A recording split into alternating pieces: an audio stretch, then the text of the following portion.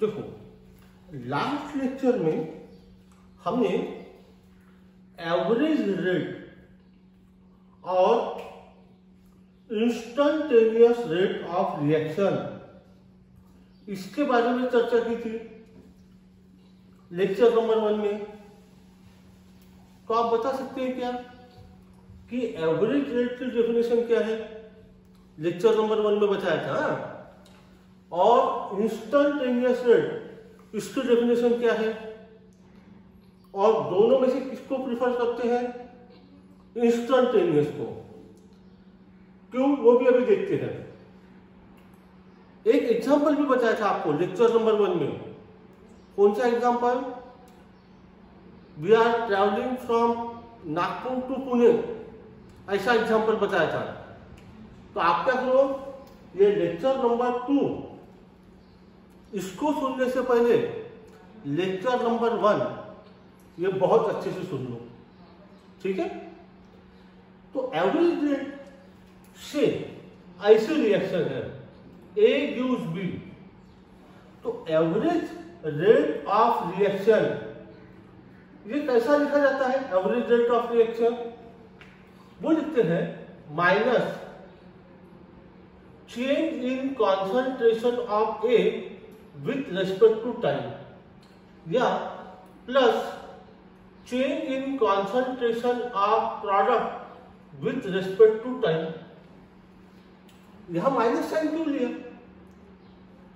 यहां प्लस है, यहां माइनस लिया। रिएक्टेंट जो रहता है उसमें हरदम माइनस लेना, चाहे एक या एक से ज्यादा रिएक्टेंट रहे, और प्रोडक्ट रहा तो प्लस। माइनस क्यों, उसके लिए बताता हूं। देखो, से ऐसा हुआ कि आपने जब रिएक्शन चालू की at time t equal to 0, concentration of A is 100, you have got 100 molecule। तो जब रिएक्शन चालू करेंगे उस समय B कितना रहेगा? 0। Reactant get converted to product. और after time t equal to 10 second, suppose 50 molecule have disintegrated, have got converted to B, यानी 50 रह गए और B कितना? 50। तो अब rate of reaction in terms of reactant equal to A2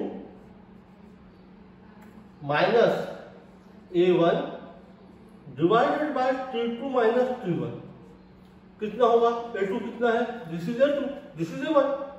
50 minus 100 divided by 10 minus 0।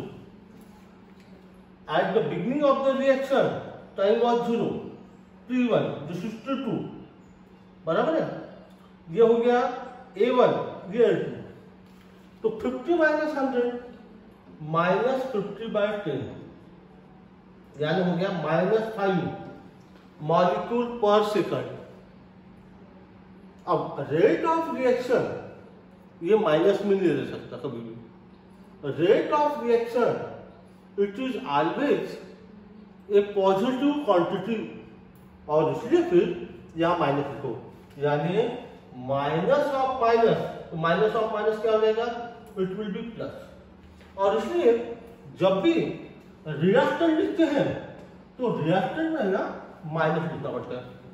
This is so because rate of reaction is always a positive quantity. और product, तो product result दिखाता हूं कैसा निकालेंगे।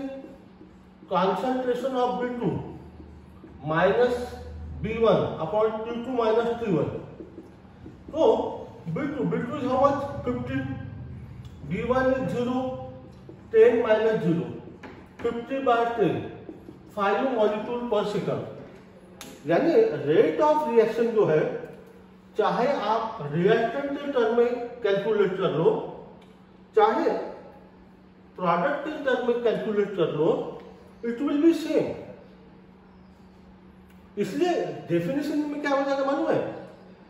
चाहे एवरेज रेट की definition हो कि इंस्टंटेनियस रेट ऑफ रिएक्शन की डेफिनेशन हो, दोनों में यह बताया था change in concentration of any one of the reactant और प्रोडक्ट, ऐसा बोला था।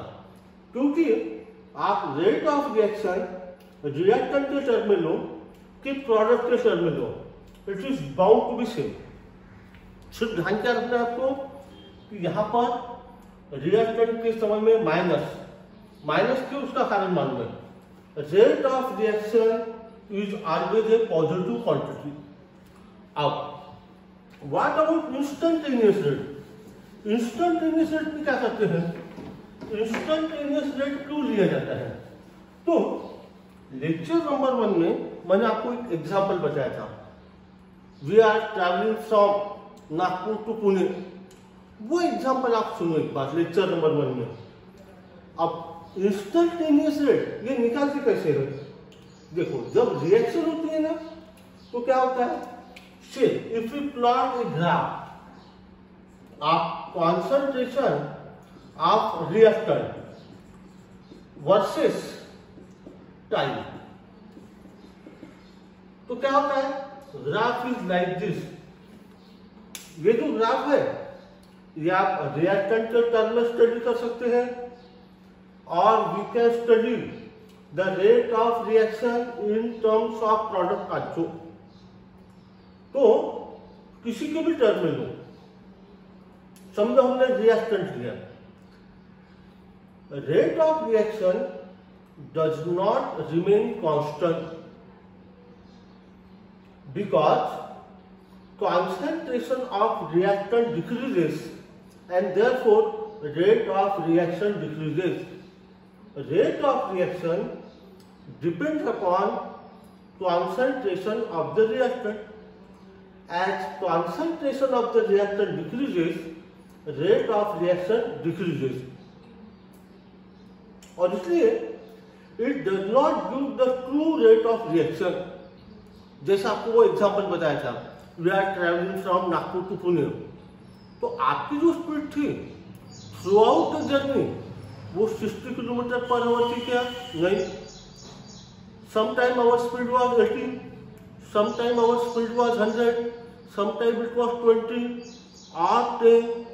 तो उसी प्रकार से एवरेज रेट ऑफ रिएक्शन जो है, it does not represent the true rate of reaction because rate of reaction constantly changes as the concentration of the reactant changes. अब हमको ये पता करना है what is the rate of reaction at this instant. इस समय reaction की speed क्या है, तो उसके लिए क्या करना पड़ता है मालूम है कि ये जो कर्व है, draw a tangent to the rate. जिस समय का रेट आपको निकालना है, आपको इस समय पता करना है कि what is the speed of the reaction, draw a tangent to the curve and find out its slope. अब ये जो टाइम रहेगा, ये जितना आप स्मॉल रखोगे उसी को बोलते हैं t टेंड्स टू 0। वो जितना स्मॉल रखोगे उतना इंस्टेंटेनियस रेट ऑफ रिएक्शन आपका परफेक्ट आएगा। और इसलिए लेक्चर नंबर 1 में ऐसा बताया था, average rate of reaction means which is calculated over a long time interval, and instantaneous means rate of reaction at that instant. और इसलिए ज्यादा एप्रोप्रिएट टर्म है इंस्टेंटेनियस रेट। तो अब हमारे डिस्कशन में जब भी मैं रेट ऑफ रिएक्शन लिखूं तो आप समझ जाना instantaneous rate of reaction, because it is more appropriate to study the rate of reaction at that instant. आई बात समझ में? तो अब जब भी रेट ऑफ रिएक्शन बोला तो समझना इंस्टेंटेनियस रेट ऑफ रिएक्शन। अब ये जो रिएक्शन मैंने लिखी थी, सॉरी, अब इंस्टेंटेनियस रेट कैसा लिखते हैं? देखो, इंस्टेंटेनियस रेट लिखना होगा, ये ऐसा लिखा था average rate. Instantaneous rate of reaction आपको लिखना है तो क्या करना पड़ता है मन में? Instantaneous rate of reaction equal to इस रिएक्शन का माइनस डेरिवेटिव, ऐसा लिखो, change in concentration of A with respect to time. Plus derivative of change in concentration of B with respect to time. या आसान भाषा में आप ये ध्यान में रखो कि आपको ये ऐसा है डेरिवेटिव लिखना है, डेल्टा नहीं लिखना है, बाकी बातें देख लो सेम है, ठीक। और आगे के हमारे सारे डिस्कशन में इंस्टेंटेनियस रेट ऑफ रिएक्शन यही हम डिस्कस करने वाले हैं। अब ये जो रिएक्शन है ना, इसमें क्या हुआ कि रिएक्टेंट 1 मोल था, प्रोडक्ट भी 1 मोल था, पर समझ लो ऐसी रिएक्शन रही A + 3B it give 2C। अब क्या हुआ कि when 1 mole of A is consumed, then 3 moles of B are consumed and 2 moles of C are formed।